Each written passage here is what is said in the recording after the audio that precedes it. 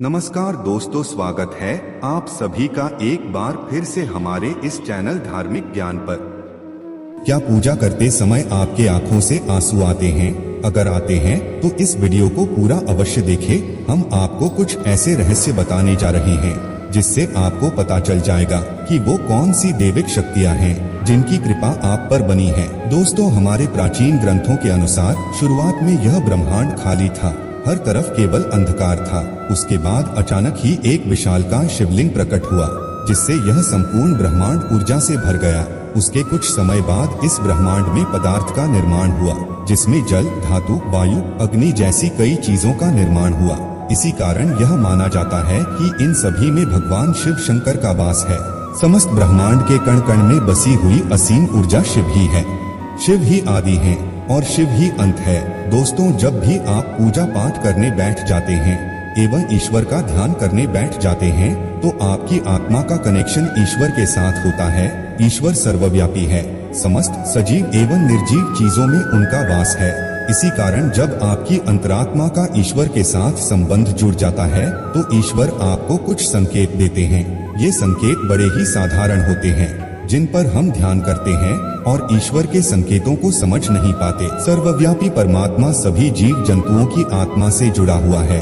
जब भी हम पूजा एवं ध्यान करते हैं तो आपके आसपास का वातावरण सकारात्मक ऊर्जा से भर जाता है और इसी कारण से हमें प्रसन्नता महसूस होती है। दुख का माहौल भी खुशी में बदल जाता है। आप कितने भी स्ट्रेस में क्यों न हो, आपको अच्छा और फ्रेश महसूस होने लगता है क्योंकि इन सकारात्मक शक्तियों का प्रभाव ही कुछ ऐसा होता है।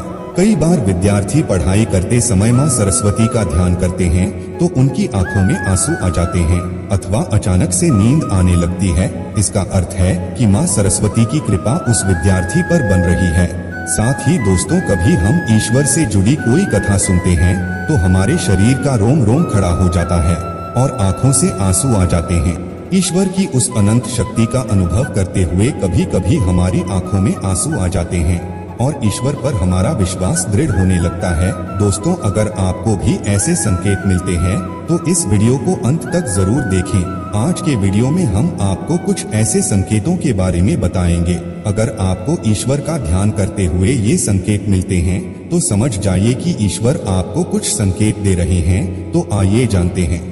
इससे पहले दोस्तों, अगर आपने हमारे चैनल को सब्सक्राइब नहीं किया है तो इसे सब्सक्राइब जरूर करें। साथ ही दोस्तों, वीडियो को लाइक कर दीजिए क्योंकि बाद में आप भूल जाएंगे।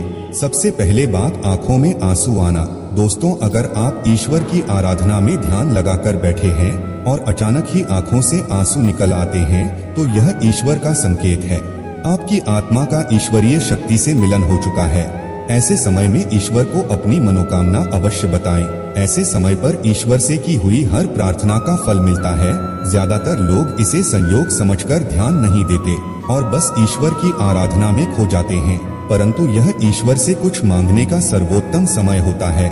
जब भी आप पूजा करें और आपकी आंखों में आंसू आ जाए तो ईश्वर को आपके जीवन के दुख एवं कष्टों के निवारण की प्रार्थना करें। साथ ही पूजा के समय आंखों में आंसू आने का यह भी कारण माना जाता है कि आपके अंतर्मन की बुराई की सफाई हो रही है और आपका अंतकरण शुद्ध हो रहा है। दूसरी बात है जलाई हुई जोत का बढ़ना।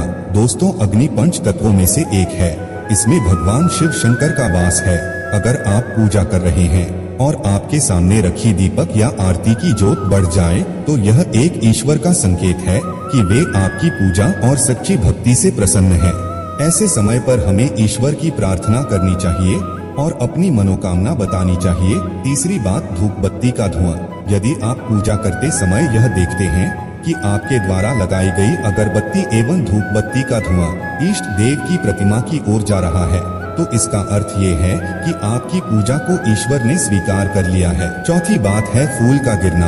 अगर आपने पूजा या ध्यान से पहले ईश्वर की प्रतिमा पर फूल चढ़ाया है, ध्यान व पूजा करते समय अगर वह फूल आपकी ओर गिरता है तो ये बड़ा ही शुभ माना जाता है।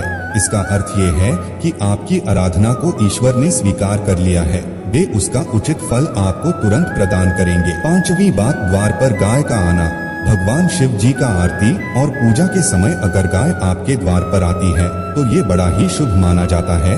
द्वार पर आई गाय की पूजा करें और रोटी खिलाएं और नमस्कार करके अपनी मनोकामना गौ माता को बताएं। आपकी इच्छा अवश्य पूरी होगी।